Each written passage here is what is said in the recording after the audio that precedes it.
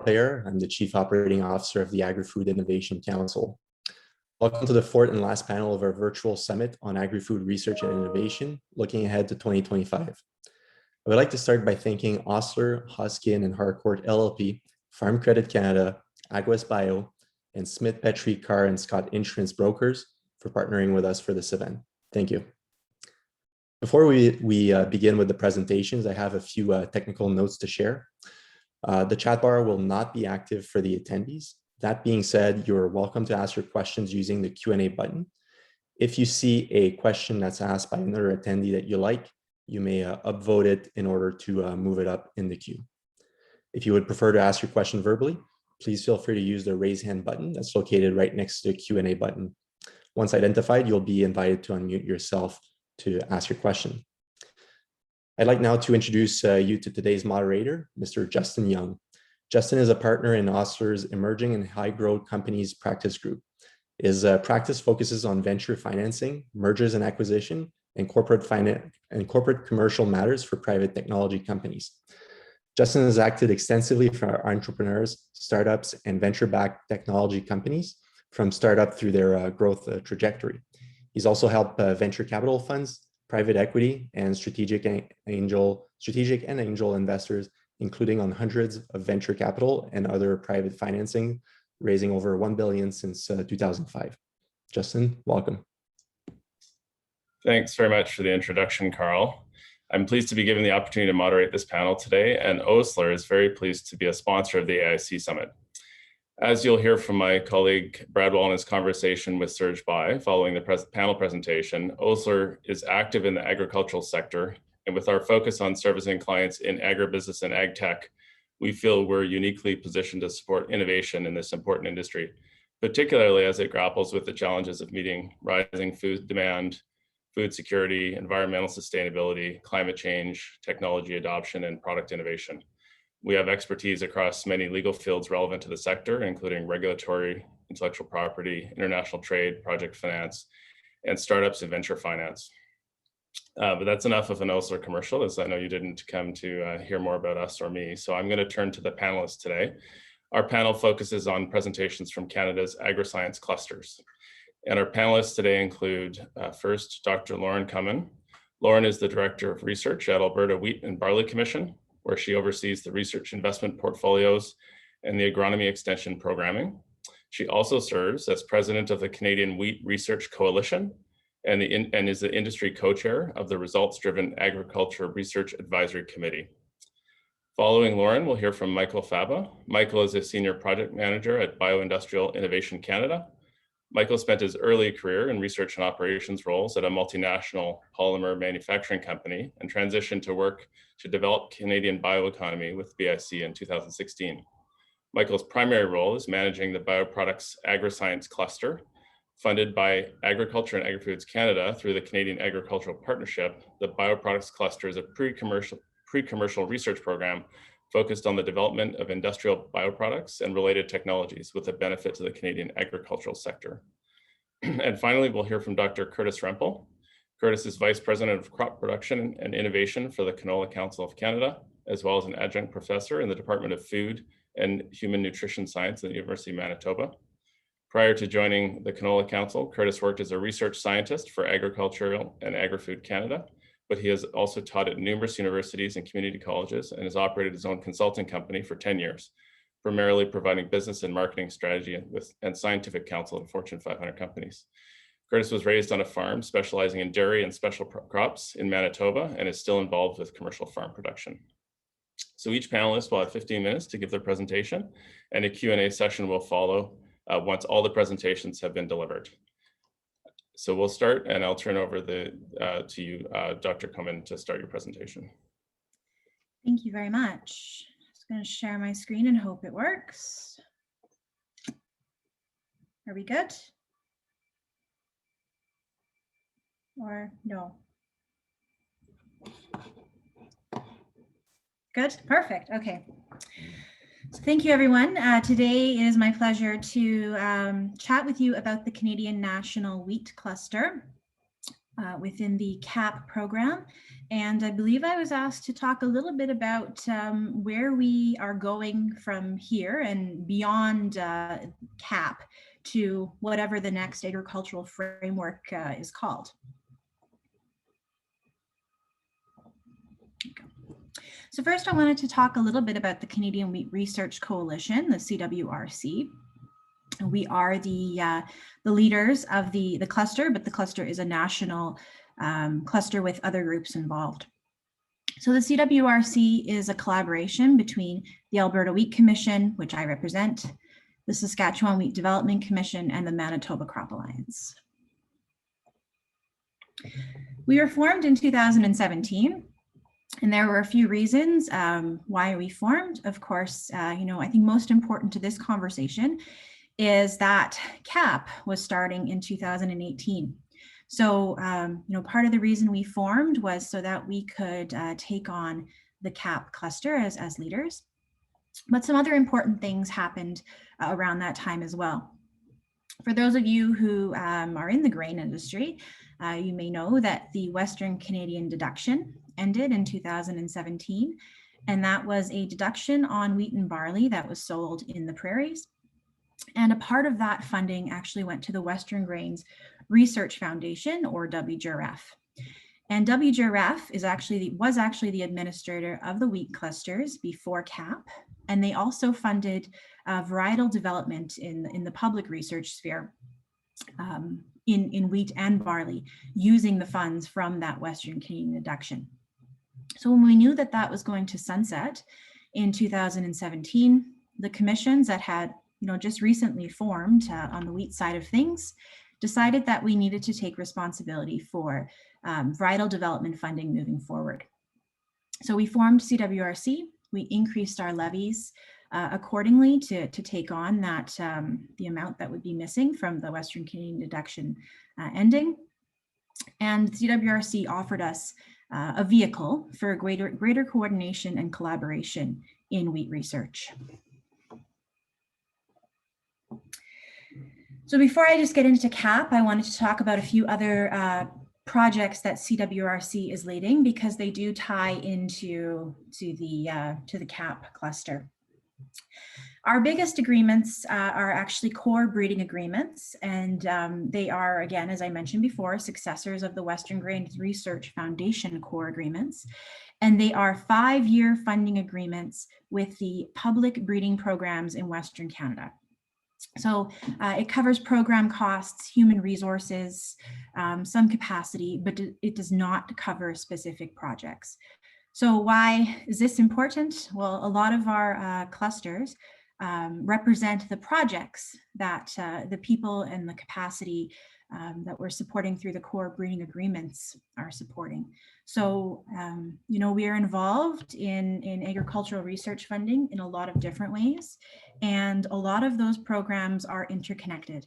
So without the core, we don't have the people to carry out the cluster, and without the cluster, we don't have anything for the people that we're funding to do. So getting into our CAP cluster, we have a number of partners on the cluster in addition to our CWRC colleagues.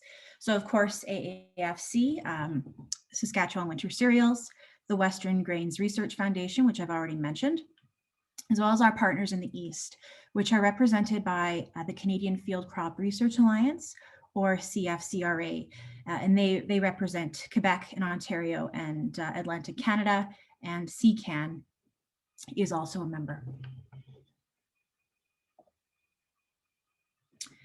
So the Canadian National Wheat Cluster is a collaboration, of course, between Agriculture and Agri-Food Canada, or AAFC, as well as the universities that are conducting research in wheat. It's funded by private industry, producers, and AAFC, and is worth just about $25 million. Of course, everybody knows that it's running till 2023, so we are 3 years into it. And we had a 45 to 55 industry to government split in terms of those dollars. So we had 4 themes under the current CAP cluster, and they're listed there. So cultivar development, was of course an important one. And as I mentioned previously with our core breeding agreements, we do support all of the breeders and technicians that support variety development. We also looked upstream at pre-breeding, as well as insect resistance, and finally crop management to capture genetic potential and minimize environmental footprint. Of course, we're not really here to talk about the past and the present, but to talk about the future. So we're anticipating the next Canadian Agricultural Partnership iteration.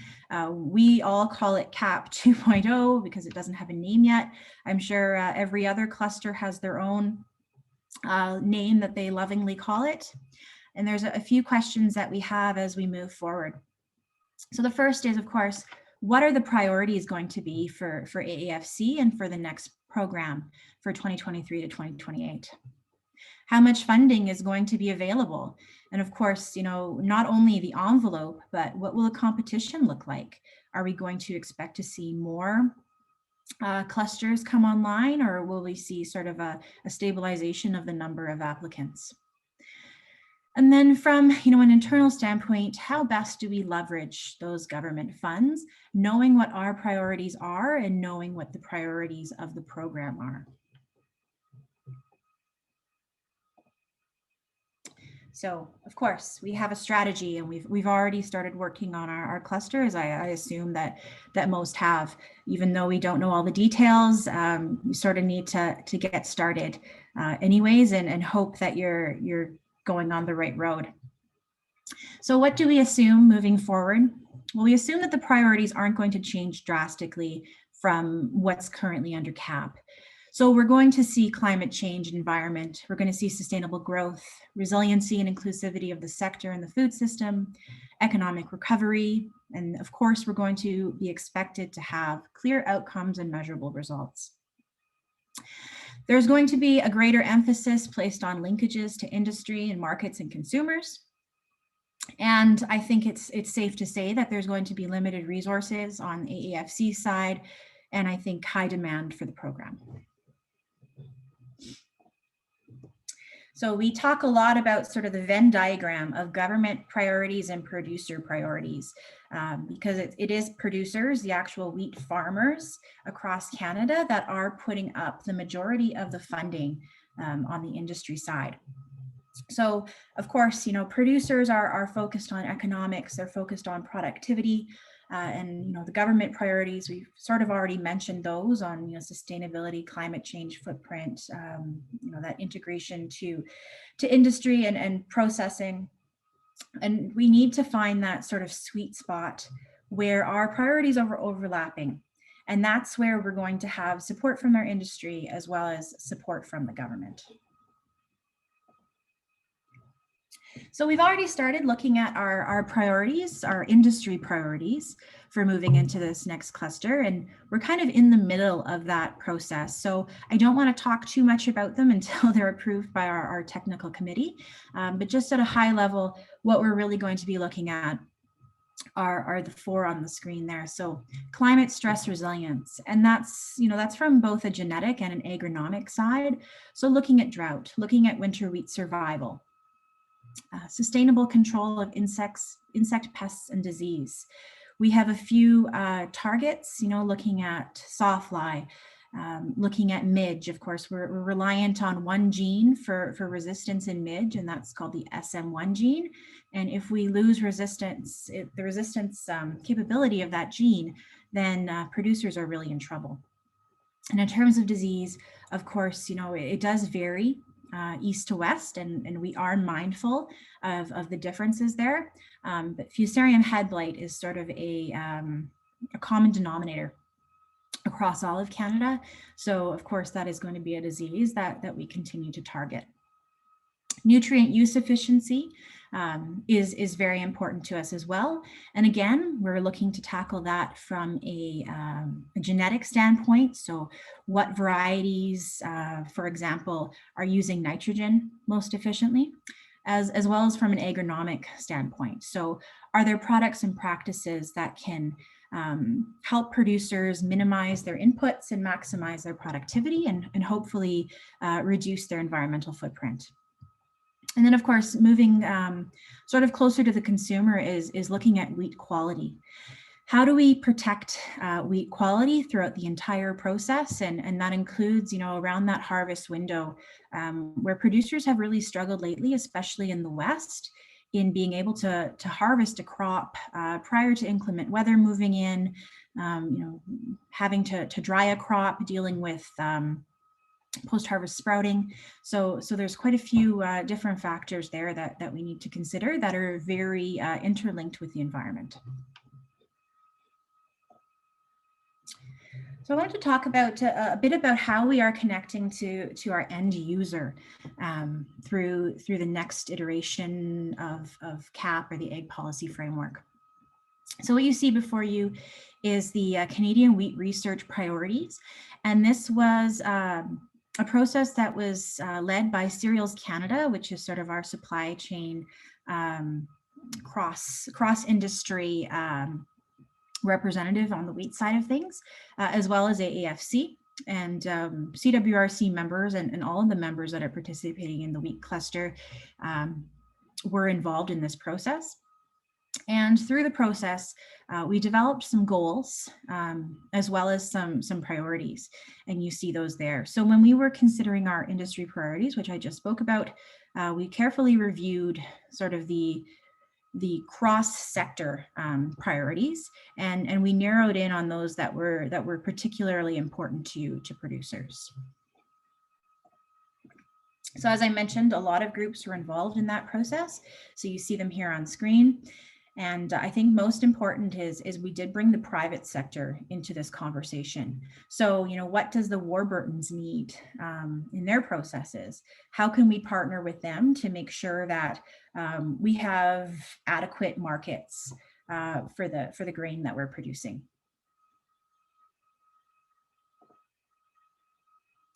I also wanted to talk a bit about some of the customer outreach that we do. And we do this through Cereals Canada. And we do what's called a trade mission or a new crop mission. So each year, and it's typically in the fall, we send a group of producers and representatives from lines companies, et cetera, out to our major companies, major customers, internationally. Of course, this year, everything was done virtually. So the website that you see a screenshot of was developed. And we talk about what to expect from the crop that we have to market. And we also listen to feedback from our customers. What's important to consumers in Japan? What's happening in Italy that we need to hear about in terms of our durum markets. And once that information is collected, it is brought back to all of our groups, including the members of CWRC and the other participants in the clusters.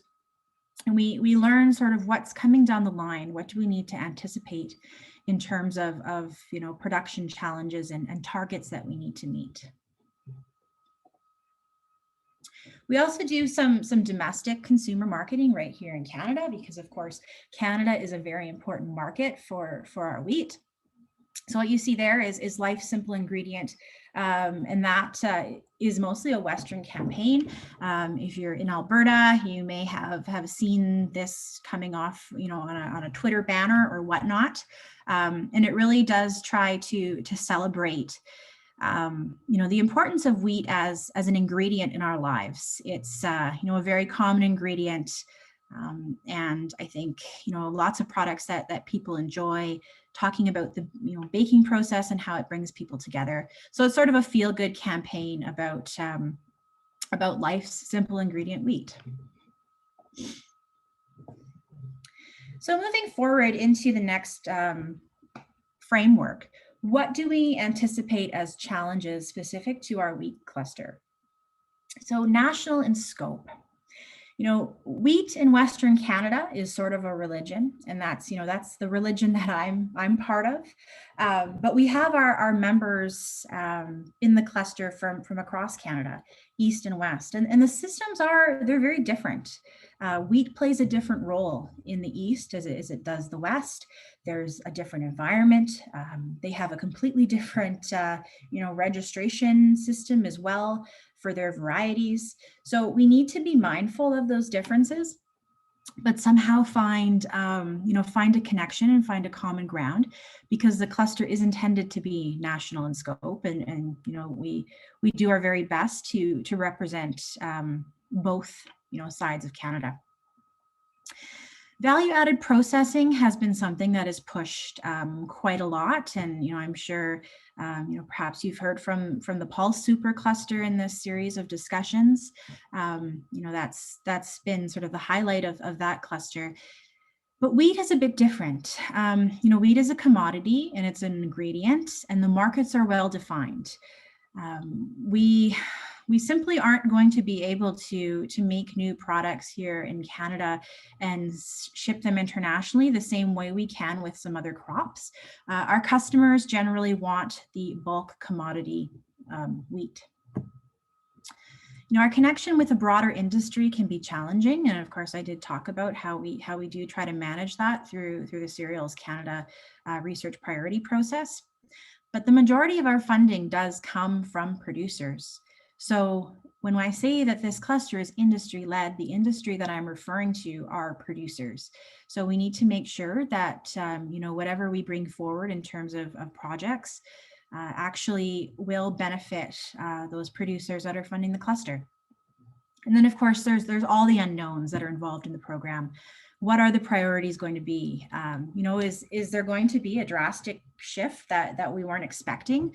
Whenever I think it's going to be the Guelph statement, if I'm not incorrect, comes out. Is the funding envelope going to be dramatically different? Are the matching levels going to be different? We did see a change in the last cluster where variety development, those projects that were closer to market and commercialization received a less favorable match than some other projects upstream. So these are the kind of things that we're considering when we put together the next wheat cluster. I talked about that sort of Venn diagram of looking for that sweet spot. And, in addition to looking for that sweet spot and priorities, we have to be very strategic in how we're able to leverage government funds and which projects we put forward to sort of maximize our relationship with agriculture and Agri-Food Canada.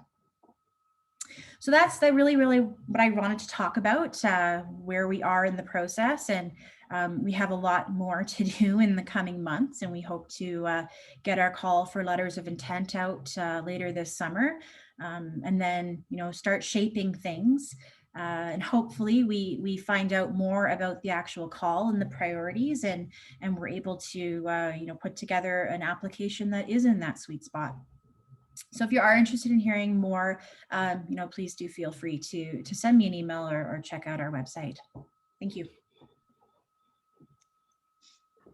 Thank you very much, Dr. Comin. Very interesting presentation, and I would also encourage people to populate the Q&A when we get to the end of the 3 presentations for more feedback on your presentation. So thanks very much for that. Next, we're going to turn to Michael Faba. And Michael, I'll turn it over to you. Perfect. Thank you very much, Justin. I'll make sure I'm sharing the proper screen. Yeah, looks good. Okay, perfect. Good morning, good afternoon, everyone, depending on where you are. And thank you again, Justin, for the introduction, and thank you to AIC for the opportunity to speak during this summit series. As was said at the top, my name is Michael Faba. I'm project manager here at Bioindustrial Innovation Canada, focused on the Bioproducts AgSci cluster. Briefly, before I get into the cluster material, I do have to say a little bit about the organization BIC, because certainly we are not what would be considered a conventional or traditional agricultural group or organization. BIC is a nationally focused nonprofit organization founded in 2008, focused on the development and growth of clean, green, and sustainable technologies with a benefit to Canada. Our main base of operations is in Sarnia, Ontario, in southwestern Ontario. However, in 2019, we were able to establish and open a satellite location in Brockville, Ontario, in Eastern Ontario. Considering our interest and work in the clean, green, and sustainable space, we are an active participant in the support and development of the Canadian bioeconomy and industrial bioproduct sectors as a whole. We do this through many different programs that we support or take part in, primarily being the Bioproducts cluster, as well as some of our other commercialization type projects. We have a commercialization support program called the Ontario Bioindustrial Innovation Network, or OBIN, through which we are able to support further commercialization efforts from research into the market phase. In 2020, we picked up the torch for Biomass Quality Network Canada, or BQNC, focused on the development of standards and property assessment of various biomass across Canada. And we are also one of the title lead organizations behind the Canadian Biodesign Initiative, along with other groups in both forestry and ag, that aims to establish a national unified bioeconomy strategy, rather than forest and agriculture both having their own. And again, briefly, we're talking about bioproducts, and this is something that we run into all the time in this particular space, is getting everybody on the same page in terms of what we're talking about. So when we refer to the bioproducts cluster, these are the developments of industrial bioproducts and related applications and technologies that either utilize a residue byproduct or other purpose-grown crop, or have a play back into the agricultural sector and bring value to the sector. Generally speaking, we've been able to divide up the activities within the cluster into various technical subcategories, being the generation or optimization of biochemicals and related co-products, biomaterials being everything from biopolymers, bioplastics to composite materials, biofuels and bioenergy, again, meaning everything from biodiesel to biojet, and certainly renewable natural gas and biogas generation and production. We also have activities centered around the biomass supply chain itself, looking at things at the crop level, being either productivity studies, quality studies, or general sustainability. Lastly, and if anybody has ever seen a BIC presentation before, you have likely seen this slide in some way, shape, or form. This is just a visual illustration on where renewable feedstocks and the agricultural sector in general can integrate into the overall chemistry value chain, or traditional chemistry value chain, starting from fossil-based feedstock in the black circle through the primary backbone of all the blue categories. And again, this is fairly straightforward, but there are multiple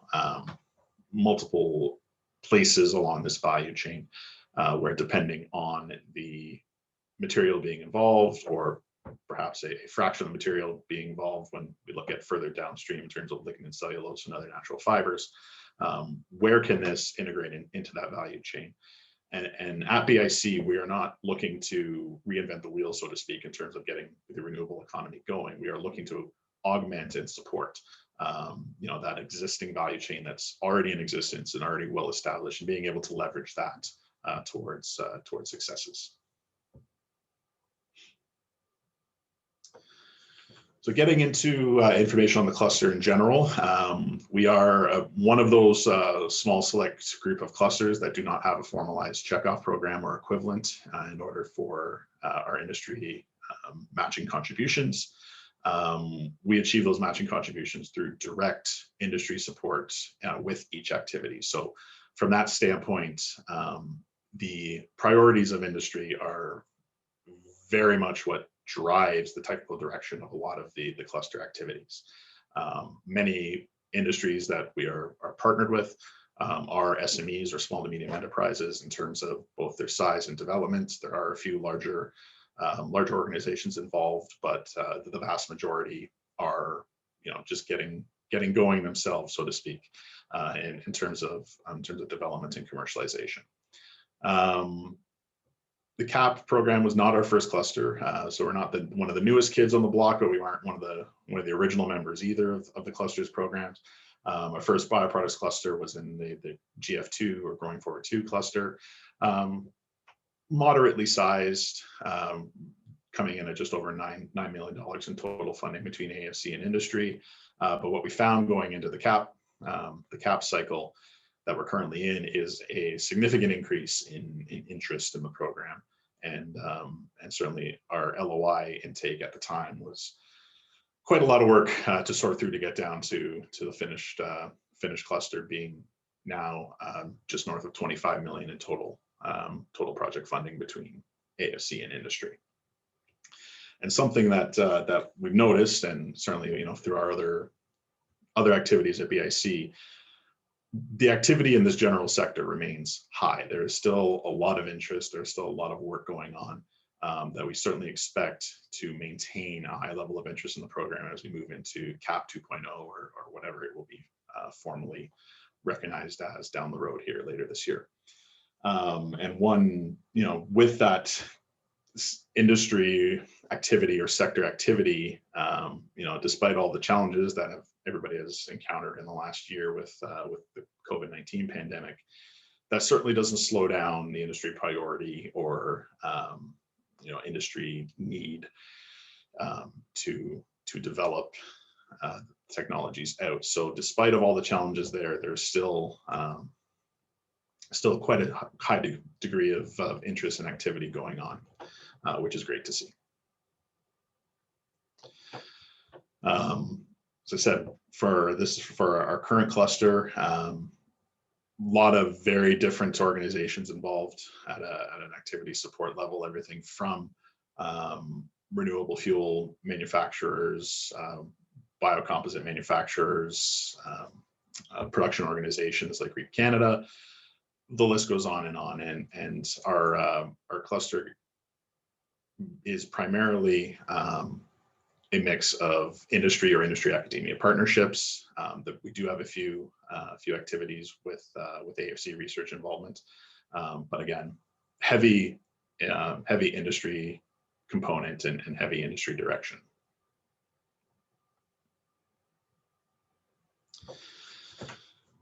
Throughout the first two iterations of the cluster, our general goal has always been to support the development of these renewable bioproducts technologies towards a commercialization readiness level, and that would provide tangible benefit and value add back to the agricultural sector. This is how we've always operated, and this is really we're not expecting to see much change towards this priority in the future. We really want to try and foster technologies that have a potential to provide that value add, and whether it's opening up potentially into a market that wasn't available before, or maybe as an alternative, or is just being developed in the past few years. Those are the things that we really want to focus. Not to mention, through the use of renewables versus fossil-based materials, we're looking at positive impacts to greenhouse gas emissions reductions, which is always top of mind in government priorities at current, as well as projects or activities that can help with sustainability improvements and practices, either on field or related to other operations that happen on field.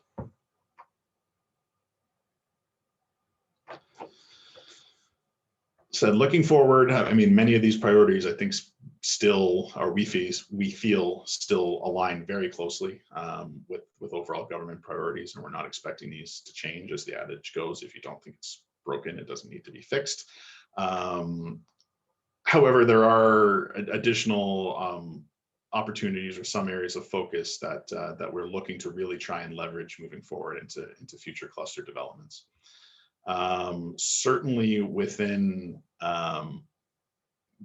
the sustainability side, we are seeing a lot of examples in general where the picture of the overall chemistry value chain that I showed, which is linear, is starting to come up. There are technologies being developed that start to put circular aspects into that value chain. So where can we leverage and build out kind of the circular economic principles into that value chain? And I've been on the other sessions that occurred last week and taking in everybody's talks, and it's been very informative. And there's certainly been a few instances where there can be some focus on an agricultural source to an agricultural use.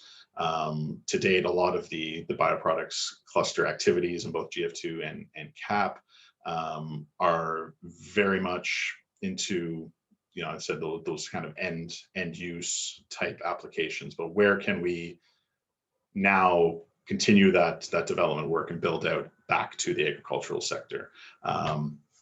I don't mean to necessarily put anybody on the spot, but I was very encouraged by Amy Argentino's talk on Friday from the horticultural cluster, talking about things like food packaging applications, certain field applications or preparations or greenhouse preparations. We feel there are opportunities there that certainly bioproducts can absolutely play a role in. And Amy, I'm not sure if you're on the talk today, but if you are, I'd love to chat with you offline later. So, where can we help to develop those types of technologies? From the sustainability side, certainly there are lots of examples in purpose-grown biomass crops around their ability to sequester carbon, as well as require minimal other additions in terms of fertilizer and other nutrients that can have a beneficial impact on overall sustainability.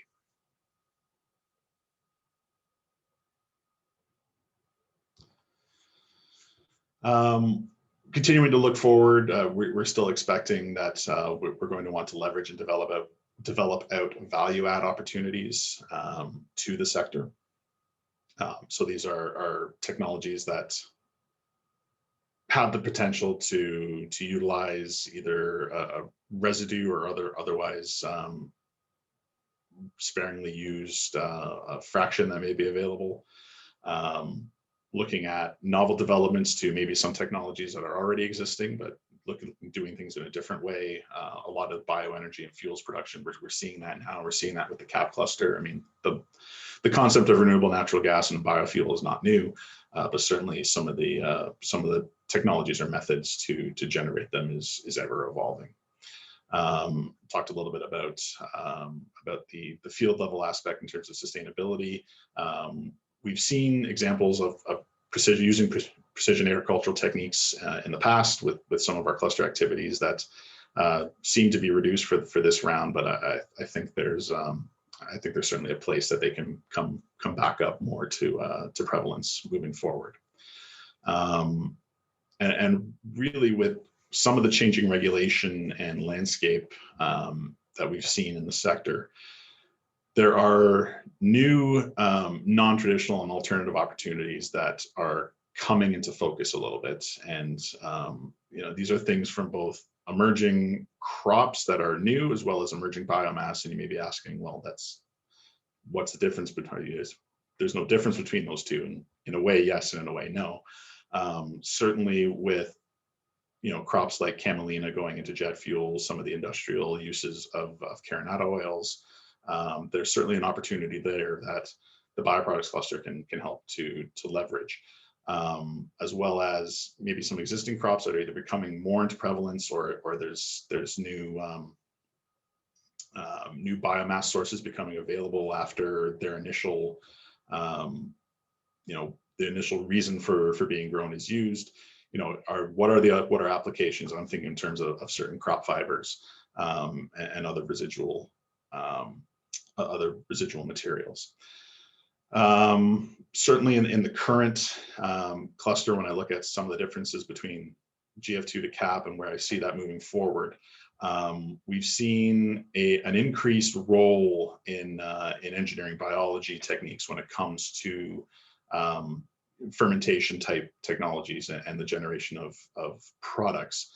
And it's been referenced in some of the other talks over the last week, where there's a larger and larger role that this seems to be playing in the technological development.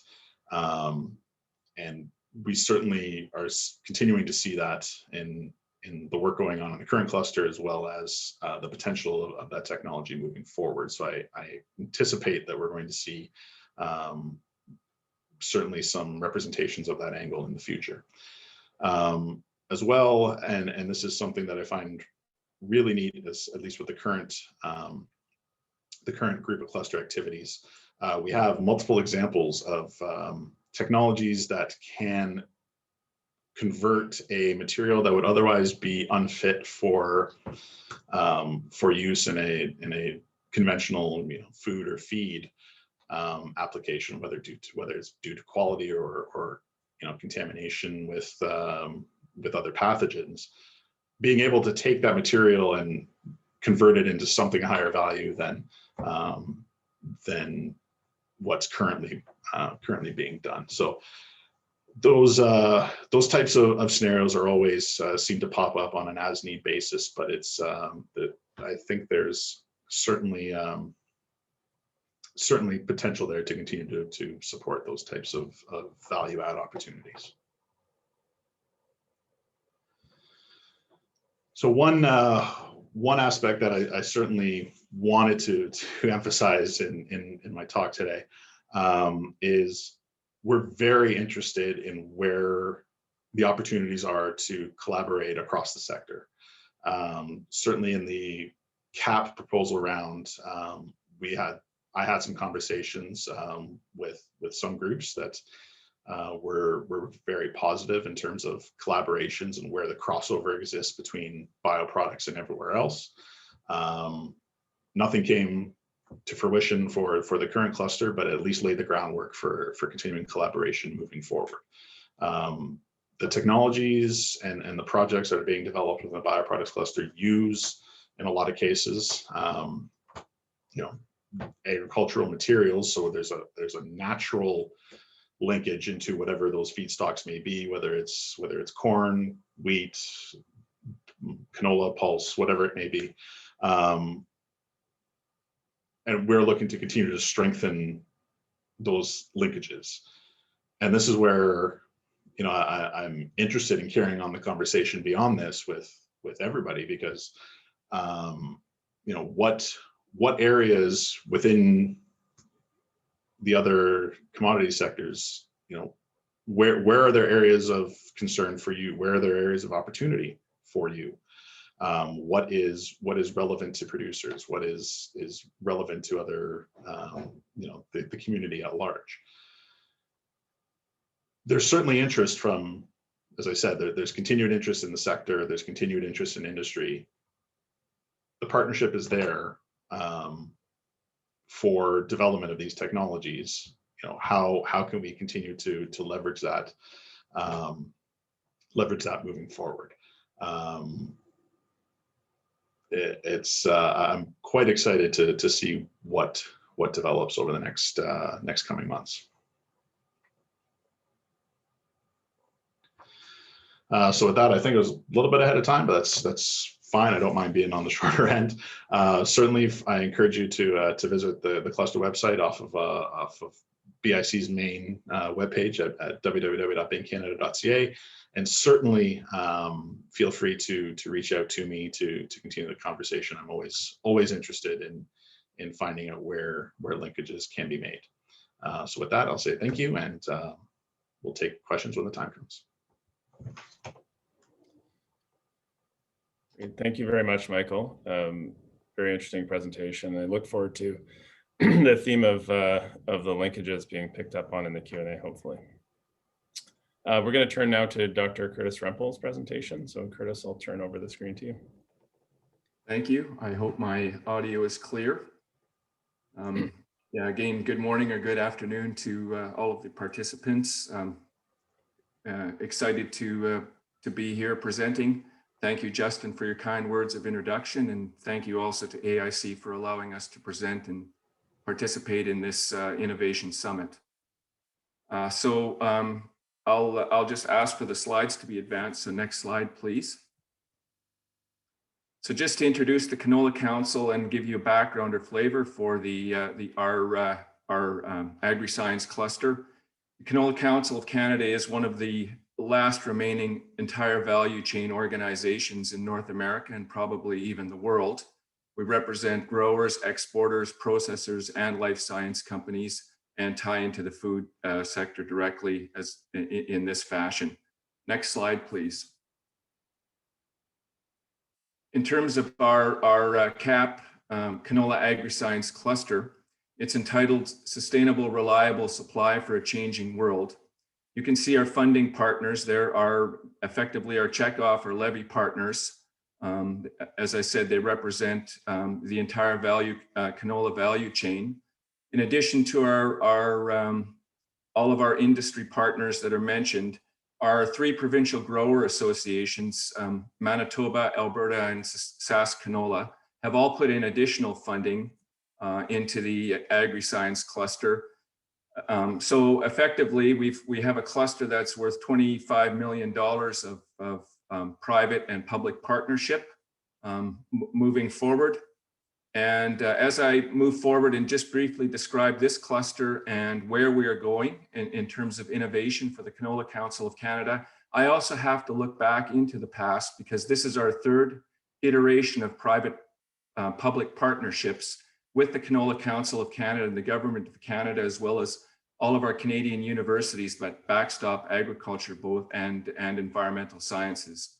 So we've had our current CAP cluster builds on Growing Forward 1 and Growing Forward 2, and we'll continue to use this research and innovation to build our future innovation pathway and strategy.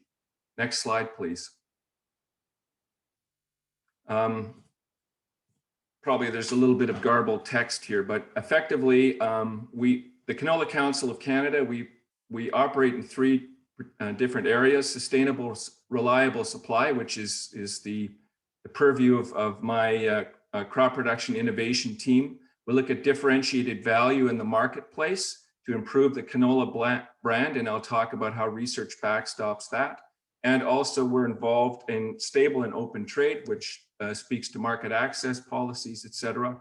And my group is heavily involved in shoring up our market access platform based on supporting MRLs, free trade protocols, and all of the environmental, now the emerging environmental footprint that's tied to biofuels and other sustainability initiatives. In terms of our key priority for the Canola Council is really around yield intensification. We have a commitment, depending on which pundits you talk to, there's going to be a global demand for 26 million metric tons of a healthy oil that canola provides in 2025. And so that translates to about 52 bushels an acre across 22 million acres. And so we're on a trajectory now to increase our yields from average 41 bushels an acre up to 52 bushels an acre. This imperative is even more important with the announcement of the crush plant expansion that's coming to parts of Saskatchewan and other places as well. We're looking probably at increasing our domestic crush by another 4 to 5 million metric tons, up from 10. So again, there's going to be the demand for canola oil remains high, and our challenge is going to be providing increasing yields while increasing profitability, reducing production risk, and reducing our environmental footprint. Next slide, please. And of course, this CAP research and where we're going is critical to that. In terms of our yield intensification, we have all of our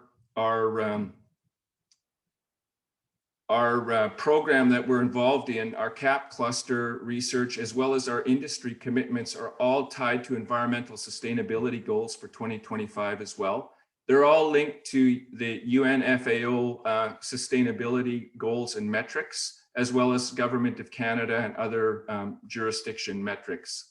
So I won't belabor these, but they're tied to greenhouse gas, carbon sequestration, greenhouse gas emission reduction, nitrous oxide emissions reduction, land use efficiency, soil and water health, and last but not least, protecting and increasing biodiversity.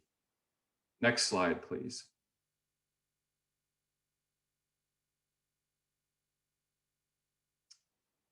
The CAP AgriScience clusters are basically, we have 6 themes listed here, but we also have a 7th theme, which is focused on international diseases linked to international trade, primarily verticillium and blackleg.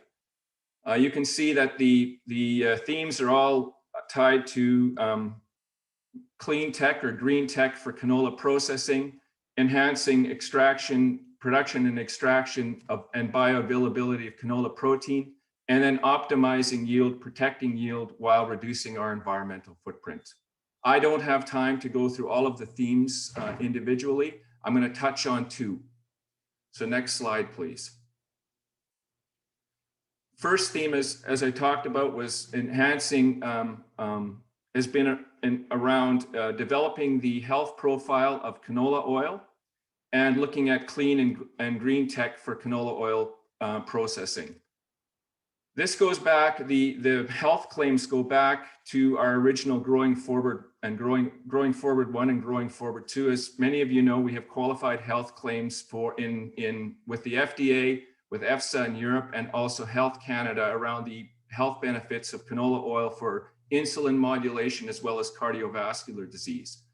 The research that we've conducted over the number of years is just continuously built on providing the evidence and continuing to provide the evidence to consumers and food companies around healthy fats in your diet.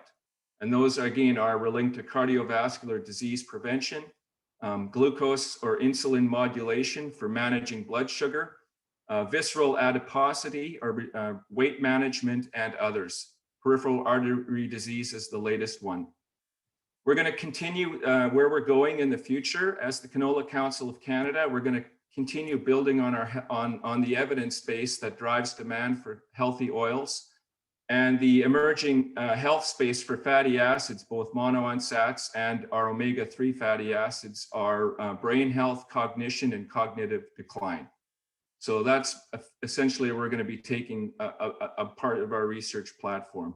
Of course, our industry is looking at improving their carbon greenhouse gas emission carbon footprint as well. And so clean tech and green tech are very important. And as many of you know, canola has a very high concentration of a natural antioxidant or green antioxidant for clean label, which is called canola. And we're focused now on canola extraction, and we'll be looking at evidence-based and food-based uses in the future. Next slide, please. As I mentioned earlier, a large portion of our cluster, past and present and future, is tied to yield intensification. As many of you know, canola, we require fertilizer, and we're going to require higher fertilizer use to increase our yields. And because we're both a high oil and high protein crop, nitrogen is the backbone for both oil and protein. We want to maintain and increase levels of seed oil and seed protein, which we're committed to doing. Then we're going to have to be judiciously using our nitrogen fertilizer to reduce nitrous oxide emissions. So we're committed to, for our nutrient stewardship, of course, as part of our sustainability plan. But along with that, we have a large number of research projects and innovation looking at enhanced rooting, deep rooting depth, and harvest index, which will improve nitrogen use efficiency, as well as the use of biologicals and free-living nitrogen fixers for improving nitrogen use efficiency, as well as our genomics and proteomics play to allow plant breeding innovation to come forward as well for increasing nitrogen use efficiency and water use efficiency. Water and nitrogen are intimately tied together in plant uptake. And we need, as I said, we need the nitrogen for oil and protein. And so it's a soil-based approach as well as a genomics-based approach. Where we're going in the future, it's clear that we're going to be looking at, as I said, yield intensification while reducing greenhouse gas emissions.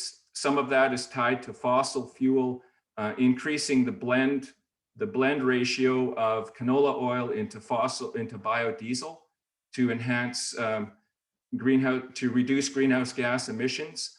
As many of you know from some of the Ag Canada research that's been published recently, canola does a lot of the heavy lifting for carbon sequestration in crop plants due to its rooting habit and its harvest index. And we're going to be looking at continuous improvement around carbon sequestration. I think many scientists around the globe have realized or are starting to promote the fact of yield intensification as one of the most effective ways of reducing carbon dioxide in our atmosphere. Of course, the flip side of that is, can we do it while still improving our soil, water, and biodiversity? And so our basic research focus going forward will be increasing yields, increasing carbon sequestration, while improving our soil and water health and increasing biodiversity. Next slide, please. For germane to our cluster is translating research into knowledge. And so, as all of you know, we're an evidence-based organization, and whether that's for health claims for canola oil or for agronomy practices, they're tied to our research cluster, both growing for our past 3 research clusters. So a large portion of what we're focused on at the Canola Council is actually taking all of this research and turning it into knowledge for our commercial agronomists and growers so that they can utilize the best management practices to optimize our yields and environmental footprint. We do that through a number of ways. Our first big piece is basically our web-based approach. We use something called the Research Hub, which brings together lots of different research, including our CAP research projects, and ties together all of our research outcomes. And then we funnel the research into something called the Canola Encyclopedia. Some of you have been around the canola space for a long time, know that at one time we produced a printed canola manual, which has been one of the most popular print requests in the history of Western Canadian agriculture, as growers wanted to have information on how to grow the crop. We've moved this all completely online through our encyclopedia. It's tied to the Research Hub, and from there on in, we use something called Canola Watch, which is a weekly crowdsourced what I call, distant early warning system to look at the appearance of pests on the prairies as our season unfolds, and also look at monitoring weather and environmental conditions so that we can put all of our predictive models in play for farmers and agronomists as we manage the crop during the growing season. And then we have a number of scouting guides and your traditional extension tools. And the last but not least, we're working through an on-farm, research extension program. We're looking to tie this with Ag Canada's Living Labs in the future. And the on-farm component is a big part of getting our yield intensification and environmental stewardship best management practices forward. Next slide, please. And then last but not least, we also have, in order to sort of optimize the tech transfer component, because we have a lot of work on genomics, proteomics, biologicals, et cetera, to facilitate our tech transfer component and ensure that we have really good transfer of technology from public-private partnerships to the private sector. We've developed these research funding consortia. I don't have time today either to go and talk to you about all of the funding consortia, but they've been very, very successful in terms of moving knowledge into the private sector, breeding programs, et cetera. And next slide. And yeah, that concludes my presentation. So yeah, thank you very much. Look forward to the question and answer and comments and discussion that follows. Thank you. Thank you very much, Curtis. Appreciate your presentation, and thanks to all three of the panelists today for their presentations. I'm now going to open up the Q&A session with our attendees, and I just remind you the attendees are invited to ask the questions using the Q&A portal found at the bottom of your screen. So I am also going to see if I can navigate this, and maybe as I wait for questions to be populated, which I'm hoping will get engagement from the attendees, I'm going to start the conversation off with a few questions myself here, if that works. So one theme that came up, and I think, Michael, it really came up in your presentation, was around linkages. And so a question for maybe all three of the panelists today: do you find there are enough opportunities to share information and best practices that each of the clusters is working on, and to form possible linkages? Are initiatives like the initiative that AIC is undertaking with this summit useful for you? And can you comment on that overall theme? I can start things off if you want to go in order of presentation. For us, we have a lot of opportunities to reach out to our producer members. The majority of our organizations that are funding the cluster do have an extension team. In the West, we all have sort of new agronomy extension teams, so lots of opportunity there. I think where we would like to work on is our extension and linkage beyond producers. So, I did mention a few different initiatives that producers are involved in, including our new crop missions. And certainly, what we develop in the cluster will eventually, hopefully, go out to our consumers. And so I think there are additional opportunities that we can look to. So that's certainly something that we are stressing more in this cluster. It has been different. Wheat is a bit of a different beast in the way that it's handled and marketed, but I definitely think there are some untapped opportunities. Thanks, Lauren. Curtis or Michael, either of you want to comment? Sure, I can give a few comments. As you said, certainly the linkage piece I think is really important for our cluster, just because of where kind of the bit of an island that we're on compared to a lot of the traditional clusters, and certainly events like this help me to certainly, and help us to certainly see where those linkages can be enhanced and expanded upon. I know for bioproducts in general, one thing that seems to come up time and time again around KTT and around kind of getting that message out is taking whatever developments may have occurred with bioproducts projects and getting that message back to certain producer levels. Obviously, it's not the main area of focus for a lot of producers, as in terms of what else can be done around whatever crop that they're producing, or what can be done with some fractions. And certainly a lot of the research that goes on from technical bioproducts perspective, it can get very, very complex and very complicated very quickly from a technical standpoint. So, we've been working on how to better engage from our standpoint going out, and a lot of our projects are still very much in development with a lot of work to do. So over the next couple of years is where we're really going to expect to see that aspect ramp up. But it's, as I said, there's lots of different sectors, lots of different areas that our cluster can link back into. So it's really, from our standpoint, wanting to make sure that we're drawing those linkages where we can and not operating on an island.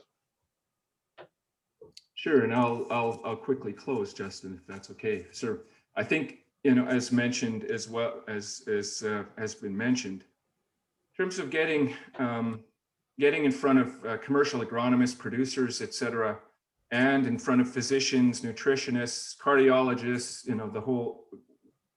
those linkages, we feel we have quite, they're quite well developed. Yes, we're always working on bringing in new stakeholders, et cetera. I think one of the real opportunities, and I think, just looking at AIC as well, and some of the critical role that AIC has been playing is sort of talking, not just canola, but just agriculture production writ large to consumers, to food companies, et cetera. Like agriculture and bioproducts, the bioproducts, we're a solution to environment. We're not just the problem. And rightly, I'm fine engaging with consumers, et cetera, around, what is our footprint, et cetera. But we need help sort of telling our story. And it can't just be the Canola Council telling our story. I think, we have a lot of trust, but it has to be partnerships. And I think the AIC can really help spearhead, as well can even venture capital firms and all types of people involved in the space, right? I think we need to think more broadly about how we can utilize our competencies to really tell our story. And then I guess even linkages amongst clusters, like Michael and I have talked briefly, but not nearly as much as we should be, around the role of canola protein for making an incredible bioplastic, right? So if we look at meal utilization and what we can do to add value for protein, there's lots of innovation in that space. And I guess we're consumed with meeting our CAP objectives or things like that we don't necessarily. So I find like things like this really help facilitate these types of discussions. I think more of this can happen as we lead up into our next framework. So those are my 2 cents. Interesting response, Curtis. And there's 2 themes in there maybe I can pick up on.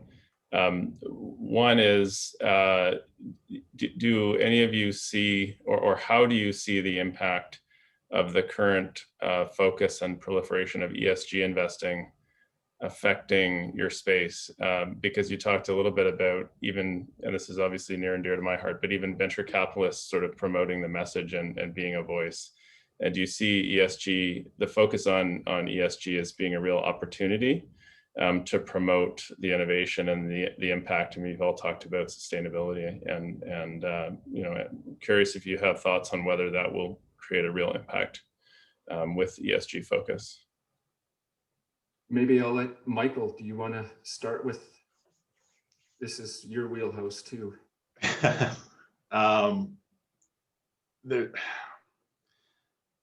It gets somewhat complicated from our standpoint just because of the multi-hats that the organization wears. I mean, certain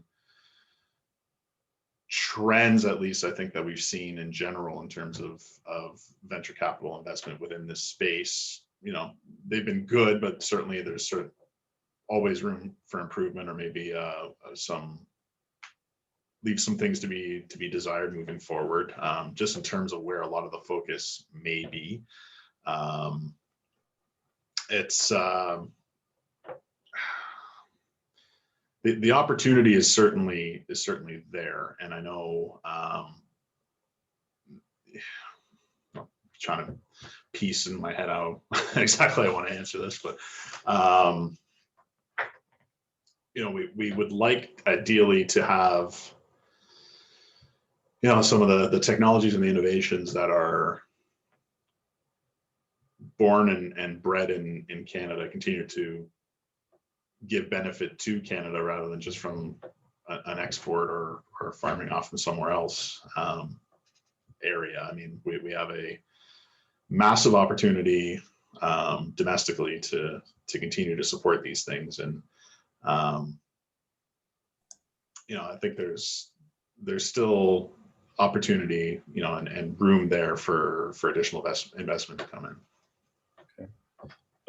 And maybe the second point there that was raised, one question had to do with the focus on, throughout all 3 of your presentations, there was reference to meeting the needs of government, or the government agenda, obviously, as part of CAP. Do you think this creates a situation where if projects are designed to meet government agenda, that the needs of the real needs of the industry are maybe under or don't have the influence they ought to. And if the government was able to provide cash with no strings, would the same projects be advanced, or would there be a different focus?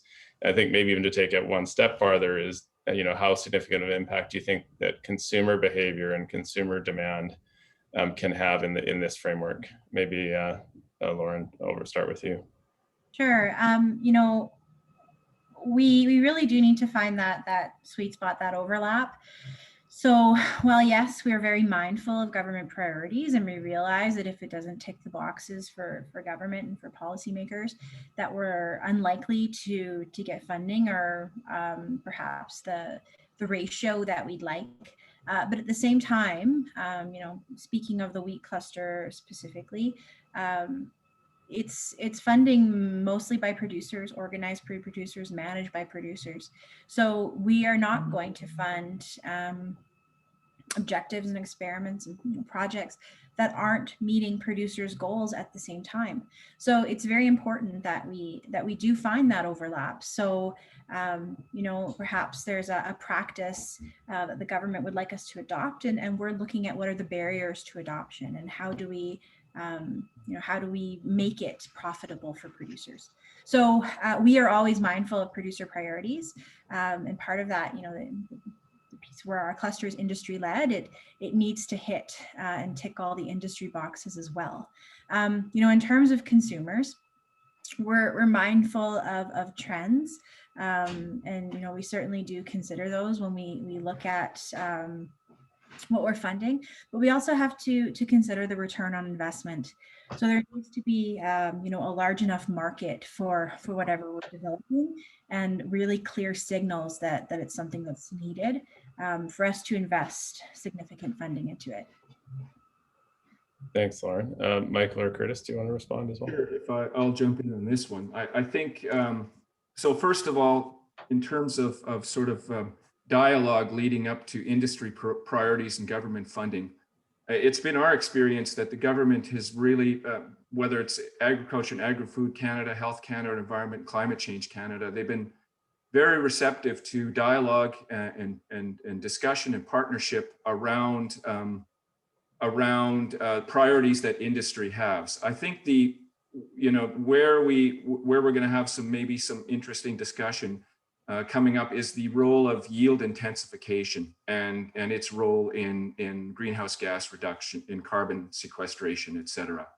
But I think we've always had a very strong supportive from our federal system. Then you look at the provincial governments; they've been even more supportive of taking in input from industry and utilizing provincial dollars to leverage.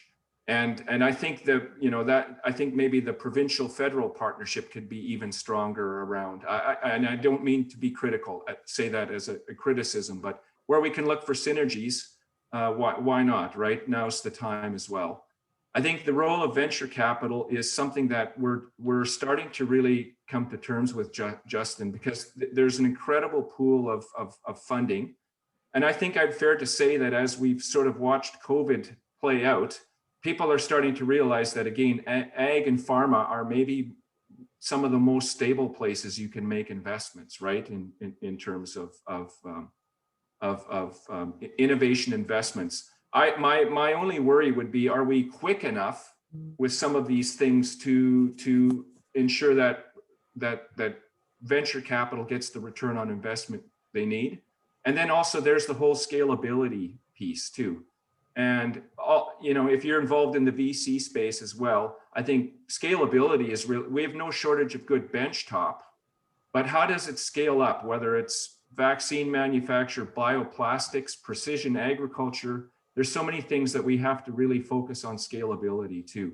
Can you take it from the bench and really translate it into knowledge in the field or in the polymer world for 3M to utilize canola protein in its space? So I think those are really good opportunities. I think we really need to challenge ourselves as to how we can incorporate and partner with venture capital in this space as well. It's going to be critically important. Yeah. Great, thanks, Curtis. Maybe I'll come back to one of those points that you raised, but there's also a question in the Q&A that I should pose to Michael if I can here. So the question is, do you expect to include any work on logistics for the byproduct and co-product to bioproducts and for the improvement towards a circular economy? Yes, that's something that we certainly would consider including.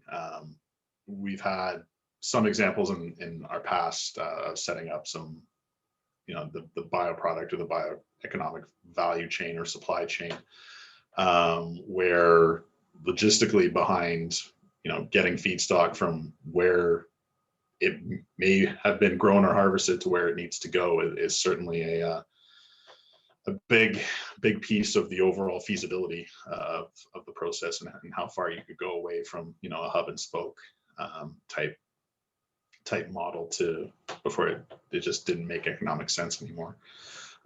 So certainly to us, that's a big part of the picture. So we would absolutely look at those types of examples.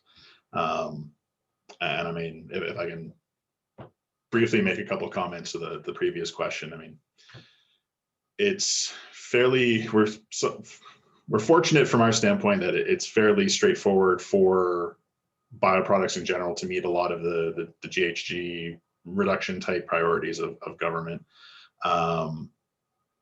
However, one thing that has become more and more prevalent is the support of associated regulation and other kind of guidelines to continue that shift towards a green economy. I mean, green is nice, but in 99 out of 100 times, it's not enough from a feasibility standpoint or compared to alternatives. We're starting to see some, the regulation landscape change a little bit around things like single-use plastic.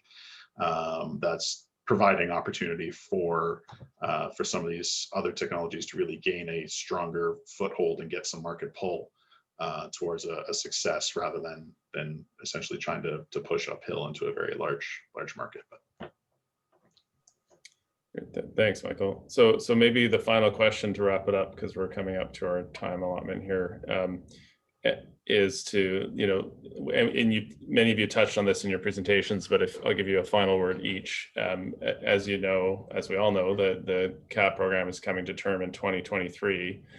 What are some of the considerations you think the government should keep in mind as it looks at renewing it? So what are your priorities for things to change or things to keep the same? Why don't we start with Lauren? Sure. We've talked, I talked a lot about variety development, and that's for the wheat research sector, that's fairly close to commercialization. And I know that AEFC has sent some signals in the past that they wanted less emphasis on variety development. But I think it's important to recognize how important it is in responding to environmental changes and to climate change, but also the long-term nature and the need for stability and variety development. For a wheat variety, from that initial cross to having it in a producer's field can take a decade. And when we're looking at developing a trait very upstream and getting it into the field, that can be over a decade. So a lot of our projects are sort of continuous from one cluster to the next. So I think it's important that we have some recognition of the importance of variety development in helping producers to overcome some of the challenges that face them. And also the importance of some stability and continuity in the support for those areas.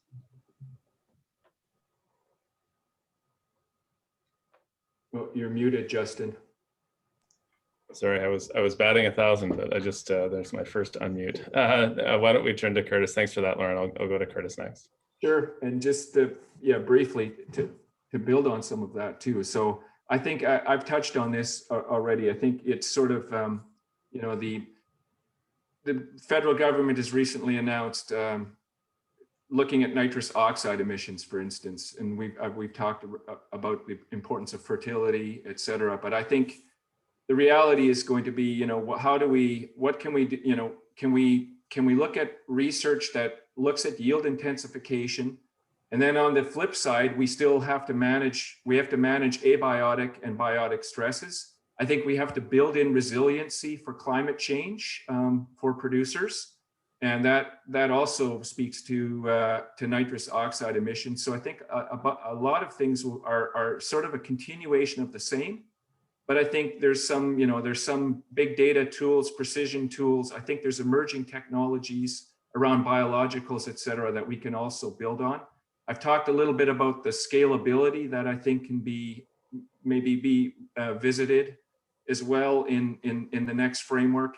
And then the whole evidence-based around nutrition intervention or clinical trials, sort of it's in no man's land, I would say right now, in terms of that evidence, health-based evidence for diets and components of our the Canadian crop that we use in our diets. And I think there's potential to revisit some of that as well. So. Great, thanks, Curtis. And final word to Michael. From our standpoint, and I mean, from a personal level, I only got involved with the cluster right at the tail end of GF2, so I wasn't involved in the initial setup period to know exactly what changed from program to program or framework to framework. It's been said in other presentations earlier in the summit series about timelines and adhering to the program timelines, making sure that we're ready to go April 1st. That's definitely of importance to us and a lot of the cluster activities, just because of the relative size of some of the projects or the importance of the activity to the technological developments. One thing that we see a lot with bioproducts is, of course, speed of innovation.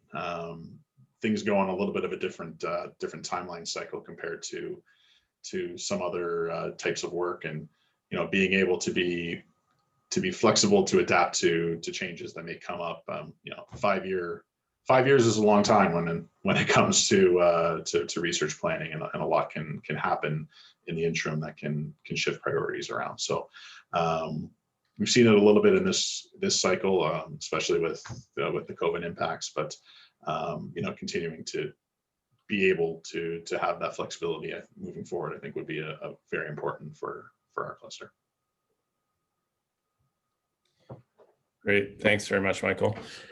So I think that represents the end of our time allotment. So I'd just like to thank each of our speakers today for your excellent presentations. There's clearly lots of important research and innovation being done through the AgriScience clusters, and it's keeping Canada at the forefront of innovation. So really appreciate your comments today, and we could keep talking, but we're going to turn it over now to Serge Bai, who's the CEO of AIC, and he's going to be speaking with my colleague Brad Wall, who's now a strategic advisor at Osler, and of course needs no introduction as the former Premier of Saskatchewan. So I'll turn it over to Serge. Thank you very much, Justin. You did so great with the muting button. Oh, sorry, I'm muted is the word of the 2020 and 2021. My name is Serge Bai. Justin Young is a partner at Osler, Hoskin Harcourt LLP. Mr. Brad Wall, the Honorable Brad Wall, is serving as a special advisor at Osler, Hoskin Harcourt LLP. As you can see, as I do not have the beard and the glasses, I do not work at Osler, Hoskin Harcourt. I run the AIC. I'm the CEO of the Agri-Food Innovation Council, and it is really my pleasure to bring this summit to a close, because it was very interesting. Lots of interesting information were shared over the last 4 sessions. But before we do that, we have a wrap-up session, and it is my pleasure indeed to introduce Brad Wall, our next speaker. Prior to joining Osler, and Brad, you will have to tell us why you joined Osler. You were in politics for 18 years. From 2007 to 2018, you were elected as a Premier of Saskatchewan, and you helped lead the province to a period of strong population and economic growth, export expansion, and a record infrastructure investment and tax reduction, while helping to earn the province's first ever AAA credit rating. Please move to Ontario, Brad. We welcome you and thank you for joining us today. For this wrap-up session, Brad, I'm going to ask you a few questions that are meant to take a step back and look a little bit at the research and innovation sector as a whole. But first, do you have maybe a few comments first that you would want to do before I go through my questions? Well, just to say thanks, Serge, for the invitation to be here. And on behalf of Osler, I'd also want to express a thanks to the AIC for allowing for our sponsorship role over this series. I think it has been a very comprehensive summit series on agricultural innovation in this country, where we've been, where we are today, and where we're going. And to today's presenters, very much enjoyed that particular discussion. It's something that in my old job we would focus on significantly. I think the presentation on wheat research was interesting. It harkened me back to a time when we made a small announcement about an increase in wheat research funding, and the Deputy Minister for Agriculture at the time, Alana Cook, who went on to be my Deputy Minister, made the point to me in advance of the decision that we made to provide not a fairly modest amount of funding, that this was fairly unique, that at that particular time there had been a sort of a dearth or a period of not a lot of public investment on the research side for wheat in particular. A lot of other crops were getting attention, and all three presentations just underscored the importance of the public sector involvement in agricultural research and what it can lead to, what it can build on in terms of then private sector partnerships and involvement. So enjoyed the presentation this morning. Just quickly, I'm very honored to be a part of the Osler team.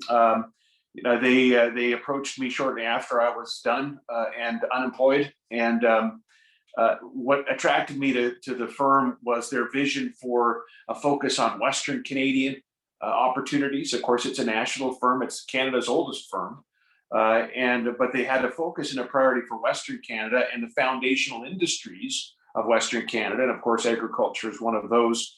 But then there was a real indication, and followed up by action, that the firm would be making an even higher priority than they already did. And they already were very well represented in the agricultural space and the agribusiness space, but they intended to increase that focus and resource that effort. And so I'm proud to be a part of that practice group at the firm. Osler, has even though we are the oldest firm in the country, it's developed the leading emerging and high growth companies practice in the country. It uses sort of that Silicon Valley approach where the firm is there with the entrepreneur pre-incorporation and through VC financings, and then on exit, whether it's M&A or IPO. And the firm is also committed to being a part of thought leadership in agriculture, but be part of the innovation space, as it were, through its involvement in accelerators and incubators, universities, industry associations, and that appealed to me. So I'm happy to be a part of that team and doing some other things as well in terms of my own business, but Osler is very much an important priority for me. So happy to be here for a few wrap-up questions this morning.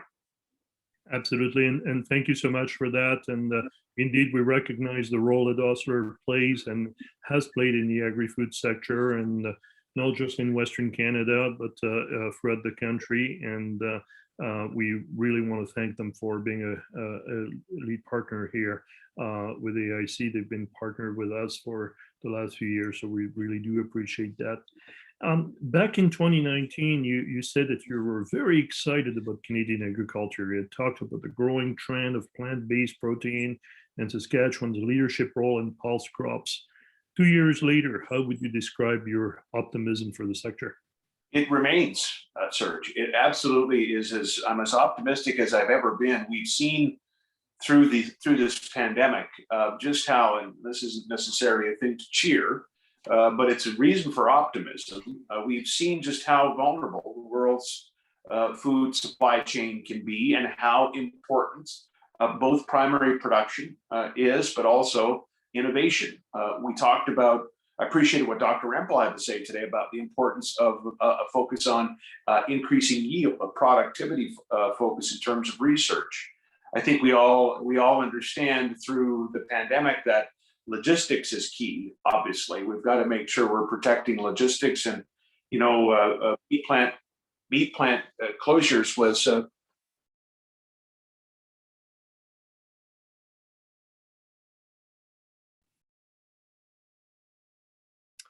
we've lost Brad.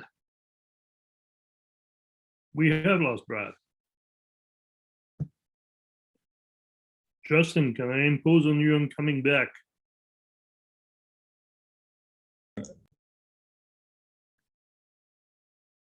Justin, we've lost Brad. Yes, I see that. His connectivity issues are not totally resolved. Oh, there he is. Back. He's coming back. I'm a poor stand-in, so that's good to see. All right. Sorry about that. Good old technologies. We were talking about the pandemic, though, so I guess it's apropos that that's where the call dropped or I dropped off.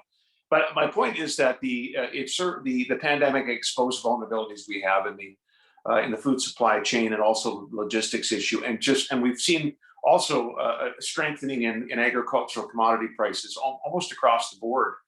I think in part because of the cue of that pandemic, but just generally also the fact that demand for food is going to increase. The UN's pretty clear on that. All the major research institutions have been pretty clear about what's going to happen with the demand for food, the issue of food security, and so Canada should be well positioned. Canada is, we are an all of the above food supplier to the world. You mentioned proteins, and yes, we have plant proteins to offer. The production is prodigious, really, and just Saskatchewan alone is responsible for 51% of the world's lentil exports. Add in a bit from Manitoba and Alberta, 30% is roughly the number around canola seed on the world export front. Same for durum, 26% mustard seed. It's a long list you've heard me go on and on about in the past. But then again, we're also a provider of safe meat proteins as well, and fish as well, poultry and fish. So we're all of the above, I think governments are getting it. Provincially, I agree with him with the comment that again from Curtis. I think that the provincial governments seem to be a little bit more on the ball when it comes to agriculture, although we all can do better. But the federal government's coming along in this notion, this view that agriculture is so key and can be an even a bigger player in the economic life of this country. Yeah. And I've got to say, since the Barton report, we've seen some changes. I would say that this year hasn't been fantastic in terms of the budget announcements, but hopefully 1 year out of 5 is not too bad, and we'll see.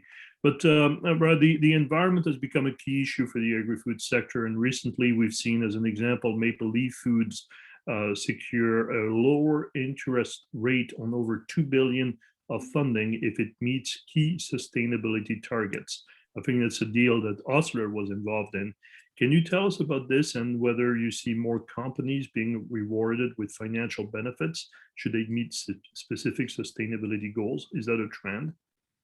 Well, Justin asked the question of our esteemed panelist about this question about ESG investing, and it is the right question to ask. It's the right discussion for us to be having.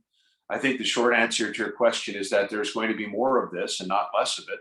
My hope is that Bay Street and Wall Street and large organizations and venture capitalists are very thorough then. If they're going to make this is going to be their priority, ESG-based investing, let's be thorough about it. For example, on the face of things, based on sort of general knowledge or a cursory view of something like the cattle industry, the beef industry that I'm involved in directly, ESG motivated investors might want to back off of the Canadian beef sector. Well, a more in-depth look at that particular sector will highlight the fact that the Canadian grasslands are an international ecosystem that is very much at risk. As much at risk as some of the ocean ecosystems that people are concerned about. And the reason that there's the opportunity for that ecosystem to be, with all of that it sequesters in terms of CO2, by the way, and all it does in terms of habitat environmental sustainability, the chance for it to succeed it rests on the existence of a keystone species to graze it. It's been long, 30 million bison are long gone. And so cattle have taken their place. And so if you're going to make, my point is this, and maybe it's a circuitous route I'm taking to make it, Serge, but I was in politics for 18 years. It's an old habit. But my point is that the ESG investing that's going on, we need them to be thorough.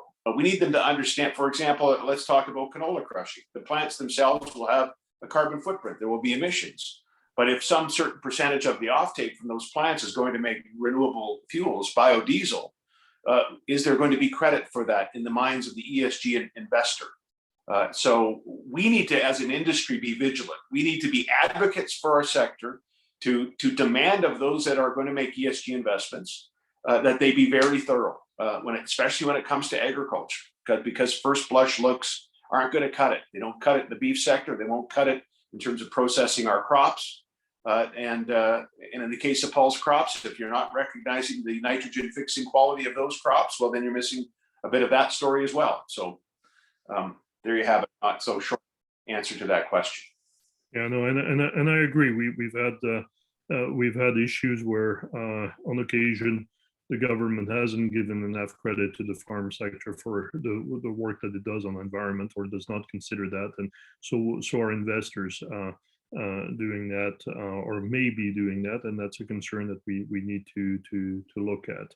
AIC was speaking on Bill C-206 to exempt farmers from the carbon tax when they use natural gas and propane as an example, and recently, and the farmers were not giving the credit that they needed to be given on this issue. But anyway, the governments can be seen both as an enabler and obstacles to growth. We know that there will be a significant belt tightening exercise in the next 2 years. We can't continue to believe that money grows on trees. And if a farmer does it, I'll be going to farm this as well. How can governments continue to support growth for agri-food research and innovation? And how can the sector prepare itself for what is going to be a period of very thin funding at one point? Well, we can advocate that the government be very discerning about where its spending restraint is coming from. I think you're right, sir. And frankly, as Canadians, we need to hope that there is a period of restraint here coming on the part of subnational and our federal government, because eventually governments will run out of other people's money, and we know what that looked like in the 90s. So by having said that, as government moves into a restraint period, and I have some experience with this towards the end. In fact, our last budget in Saskatchewan was what I call the Buckley's mixture budget. It didn't taste very good, but we hope that it worked, because there was some tax changes and some restraint. But even in that budget, even in that restraint budget, the government still had priorities where funding was increased. And so we need to continue to advocate, to make the case for how important what it is we're talking about here today and in this summit series, how important that is for the economy, for Canada's overall economy, and how government seed money and funding, including supporting the cluster concept, is really an investment.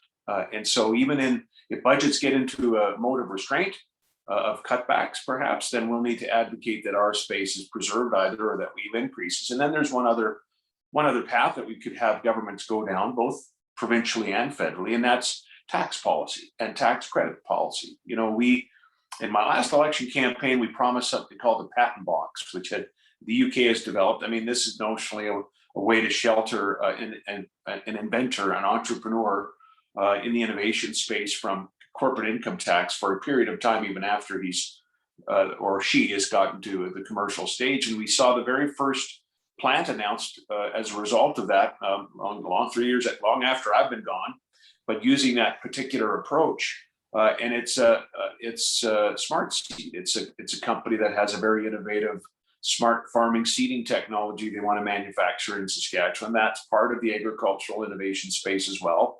We have a huge opportunity in equipment, ag equipment, and some real strength to build on with some great entrepreneurs. And so for those sorts of things, tax tools, tax credits, venture capital tax credits, labor-sponsored venture capital with a mandate to focus on your provincial economy, as we have in Saskatchewan. All of those things can help, in addition to the government funding that we also hope continues for the sector. Great. Shifting gears a little bit on another question. The Canadian Infrastructure Bank, and it caught my eye when it got announced, but the Canadian Infrastructure Bank recently provided $407 million in funding to help create more than 200,000 additional irrigable acres in Alberta. This is what I would call a mega project in agri-food. I know Osler was involved in that. Are those mega projects the new trend that we're seeing in the agri-food sector? Well, that one's interesting that you describe it as a mega project, because of course it's a large amount of money, obviously, to be sure. The vision, the goals behind it are very significant in terms of how many more acres you're going to irrigate, what you hope that they produce. But we're talking about individual irrigation districts, and if you break that right down, we're talking about individual producers. And so, what looks like a mega project again on the surface sort of really is you might also be able to describe it as a bunch of little projects, a number of little projects at the very local level that scale up pretty quickly.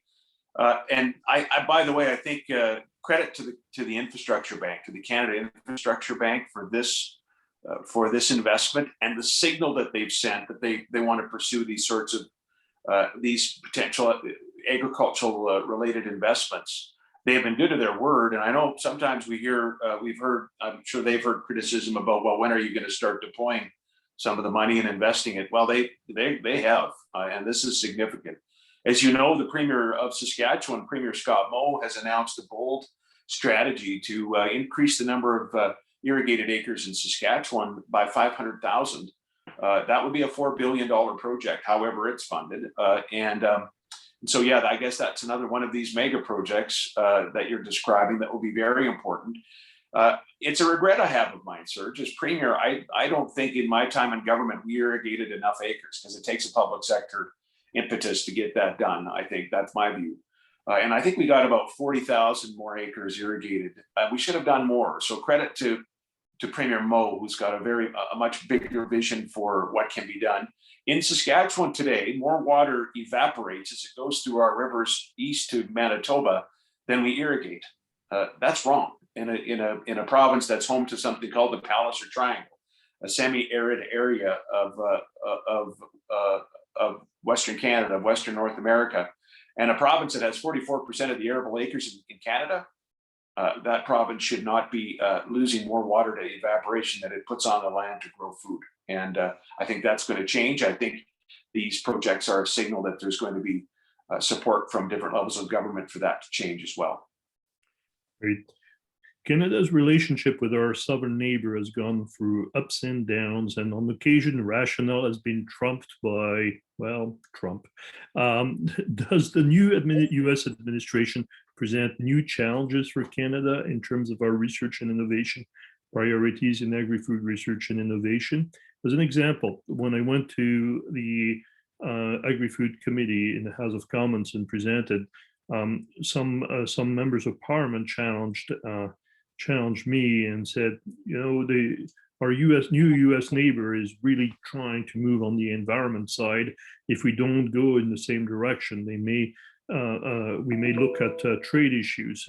What's your assumption? What's your thought on this? Are they going to be challenging?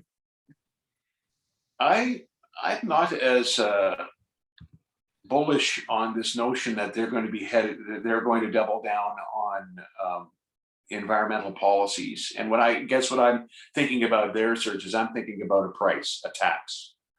The Obama administration really wanted to move on a carbon tax or price, and they found they couldn't. They didn't have the support on the Hill. Of course, they have their system is much different than our system of government. If we elect a majority government or even a stable minority government, you basically have the prime minister and cabinet being able to make decisions for 4 years at least. It's different there with the checks and balances.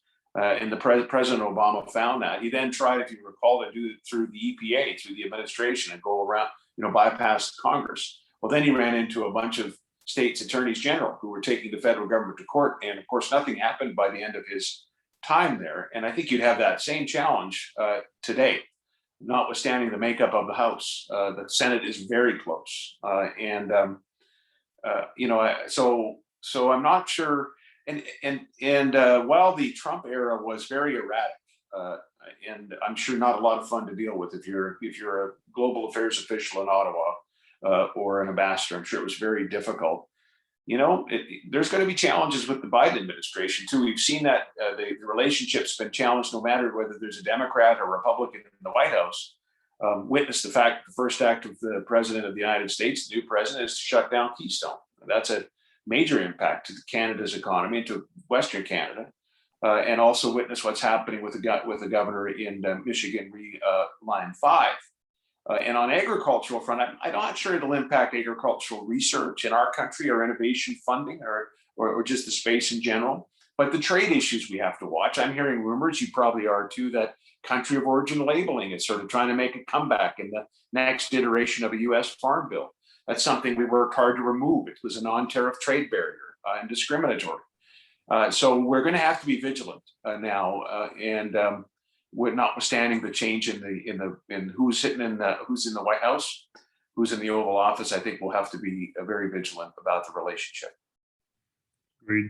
Agreed. And one more question. Well, there will be a couple more questions, but one question on the summit. And throughout the summit, we've learned about the wide range of research and innovation projects and activities led by AgriScience clusters and super clusters and other organizations from across Canada. What are some areas that you find particularly promising based on some of the things we've heard? Well, again, I mean, it's hard for me to take off my Saskatchewan Rough Riders hat or my Saskatchewan hat, whatever that might look like. But so, I mean, the research around what's possible in the bioplastic space, especially heard from Dr. Rempel talk about that as it relates possibly to canola. The protein space in general, sort of all of the above opportunities that we have. It's pretty easy to get excited about those things. It's also what's happening on the pulse side of just generally in pulse crops and more specifically in plant proteins. So, you know, the protein industries of Canada, that cluster now based in Regina, I think I was certainly keen to hear from Bill there when he presented on the first of those series. That's an area that I'm excited about. But just generally in agriculture, I think there's plenty of room for optimism. I think it's important, Serge, by the way, as a sector, that we avoid throwing any parts of the sector under the bus, to just use an old turn of phrase, especially when we talk about proteins. We, as I said off the top, we are an all of the above market to the world for proteins. Fish, poultry, pork, beef, and yes, plant proteins. So let us be careful as a sector not to necessarily denigrate or question even the sustainability of another sector, because you might want to say something about the meat protein space, but plant proteins have their own carbon footprint, their own environmental footprint. So let's promote it all. Let's be supportive of Canada and of our agricultural sector. But I think there's plenty of reason for us to be optimistic. Brad, can we try? I know you've been in politics for a number of years. Can we try a question with a one-word answer?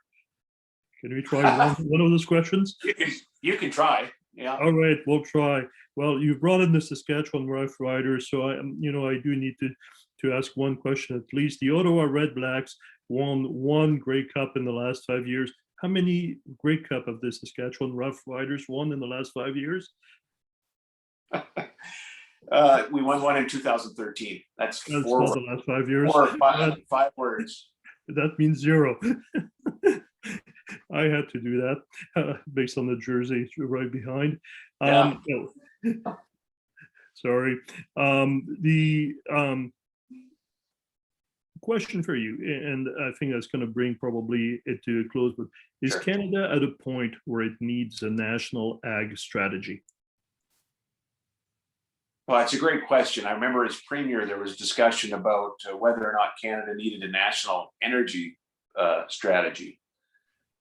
And it was, it's once again, very hard for a federal government or a table of premiers to cobble something together that is cogent, that might be effective and not just words on a page, and also one that would encompass and contemplate the diversity of the energy sector and the energy interests in Canada of all forms of energy.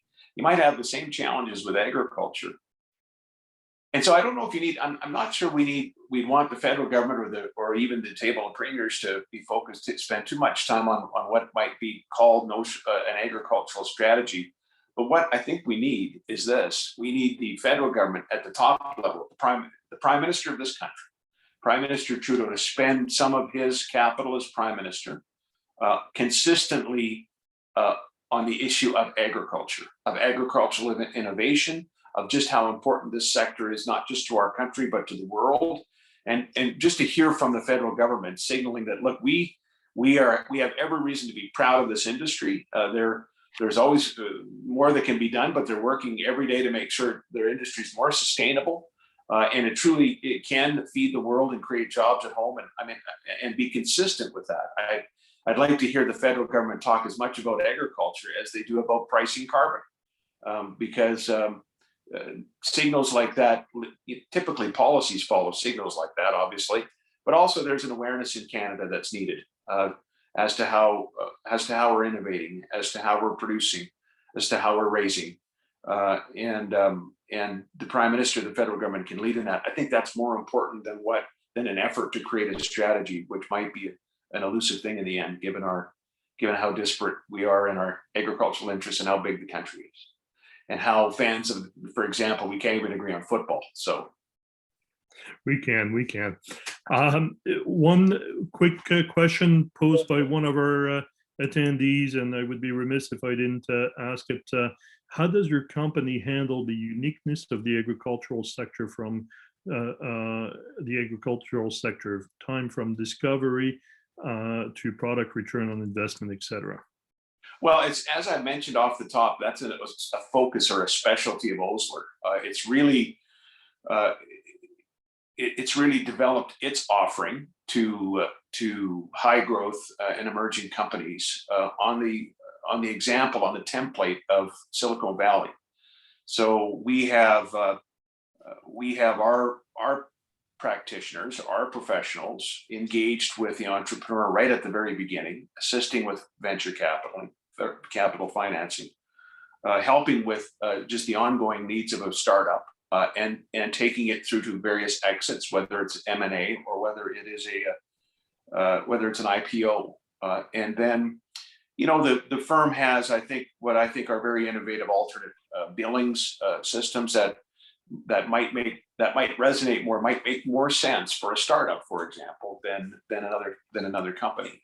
And I just think it's the experience surge. To the person that asked the question, we are the country's leading practice in terms of high growth and emerging companies, and lots of experience in the ag tech space. And obviously there's lots of great firms out there, but I was asked the question about Osler, and I think that's our strength. I think it's nation leading. And so that's what I think commends us to act for agricultural tech and agricultural entrepreneurs as they're starting and growing something special. I appreciate that. Thank you. Thank you, Brad. The last time I was able to moderate a session with you, we were in person in Saskatoon, and now this is a new world. And hopefully we are going to be back in person at some point. I promise I will not ask you any questions on the Saskatchewan Roughriders in person. By then we'll have won the Grey Cup. You can ask away. We'll see. I do want to thank you. Thank Justin as well for moderating today. It's been fantastic.